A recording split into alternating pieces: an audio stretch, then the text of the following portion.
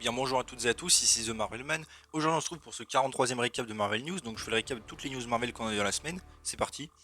Pour Moon Knight, alors déjà je fais une petite review et analyse si vous voulez aller la voir évidemment. Le réalisateur a aussi dit qu'il aimerait beaucoup voir Moon Knight avec Hulk.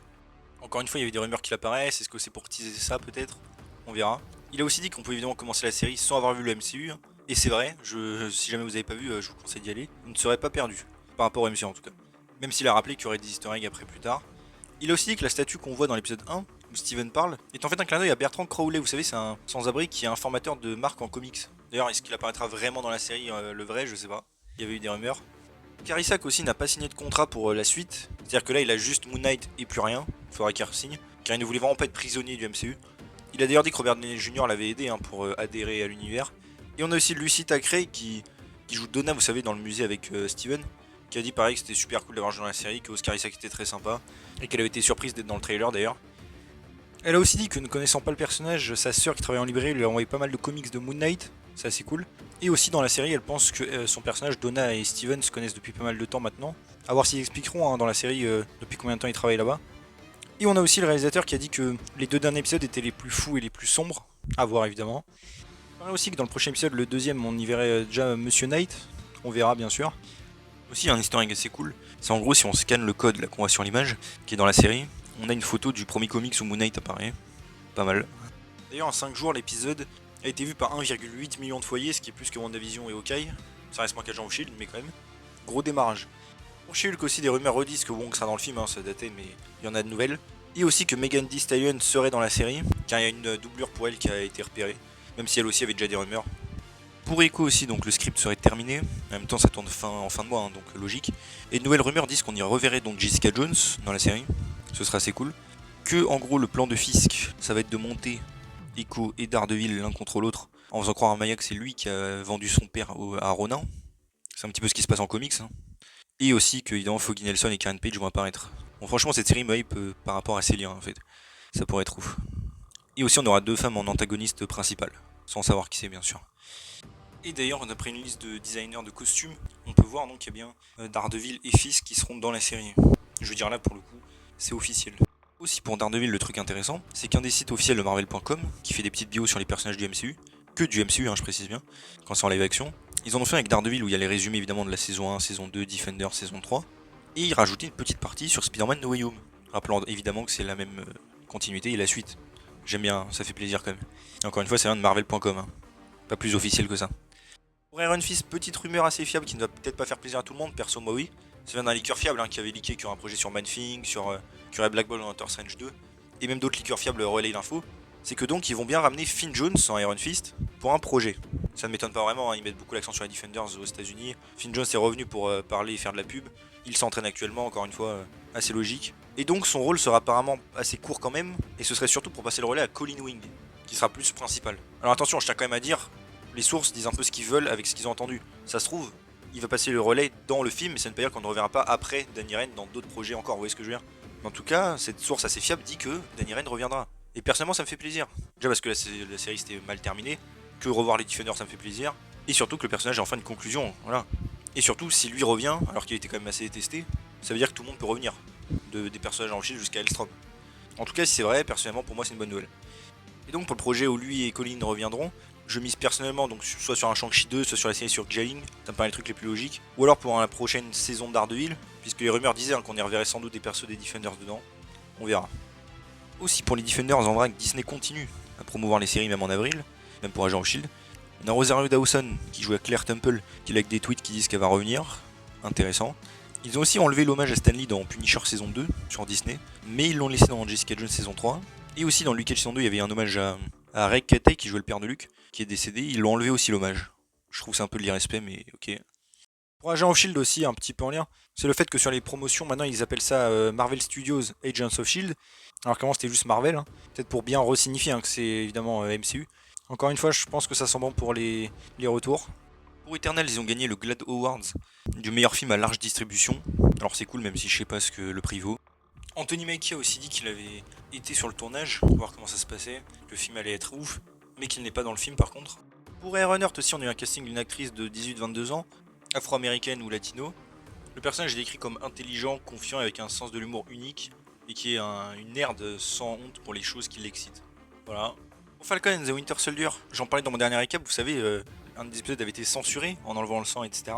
Et bah Disney, après que les gens aient crié et ont réagi, ont remis le bon épisode avec le sang, et ils ont trouvé une excuse disant que c'était un problème de logiciel qui aurait été publié accidentellement, etc. Alors oui, bien sûr, un épisode est carrément modifié en termes de CGI, hein, on enlève le sang, on enlève des objets. Évidemment, tout ça, ça se fait tout seul, puis c'est mis en ligne tout seul. C'est bien connu.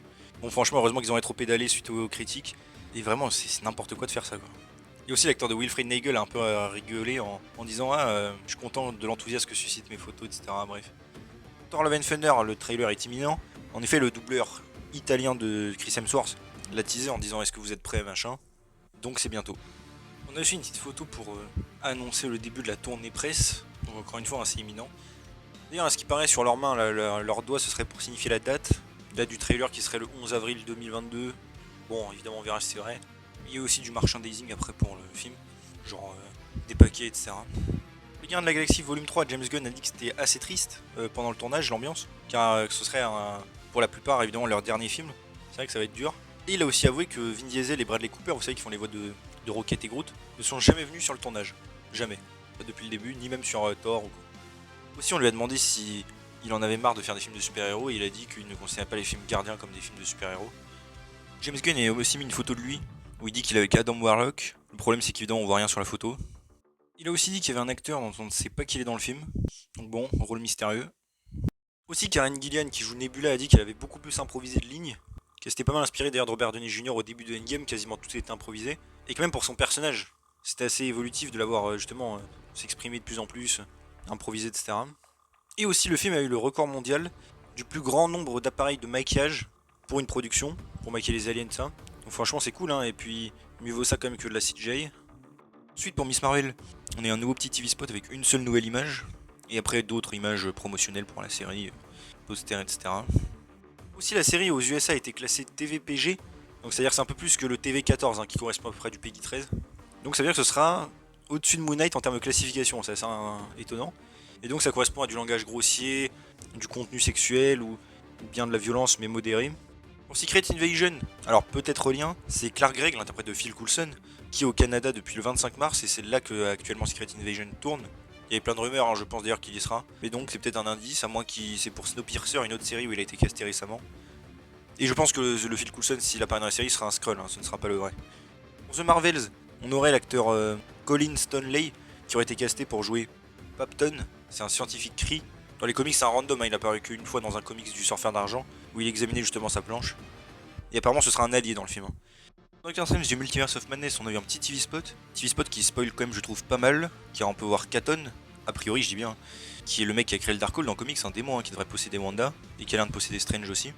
Donc ça spoil un petit peu des trucs de la fin du film, je crois. Étonnant. Et on la voit aussi attaquer Kamartal, hein, même si moi je suis XTL.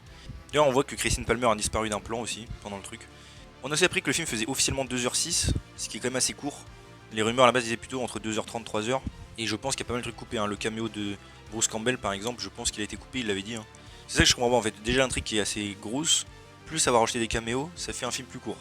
Je suis un petit peu inquiet que Marvel ait fait trop de coupures en vrai. J'espère vraiment que Sam Raimi a pu faire ce qu'il voulait quoi. De toute façon on verra après. On a aussi des photos de figurines pop où on peut voir le variant de Wong. Et après il y a aussi Bruce Campbell pour le 1er avril qui a dit qui a sous-entendu qu'il jouait Strange dans le film, même si son caméo a sans doute été coupé comme j'ai dit. Mais bon c'est une blague. Hein. A priori il joue Baldur le Brave. Benedict Cumberbatch a reparlé, disant qu'il n'y aurait pas vraiment de conséquences par rapport à l'arrogance de Strange et son sort dans No Way Home qui a foiré, car pour lui ce n'est pas de l'arrogance mais plutôt un calcul un peu risqué qu'il a pris. Et ensuite il a redit que le film c'était de la folie, que c'est complet, très gros, très ambitieux, et que si ça réussit ça sera sans doute l'un des plus grands et meilleurs films Marvel de tous les temps. Ça donne envie quand même. Aussi James Marsden qui jouait Cyclope dans la saga X-Men a dit qu'il n'était pas dans le film, mais que ce serait cool de voir les deux mondes se heurter. Bon, en vrai j'aimerais bien un caméo mais honnêtement je pense pas qu'il y ait. Et aussi un leaker dit que le prochain trailer sera tellement ouf que ça va donner à tout le monde envie d'y aller.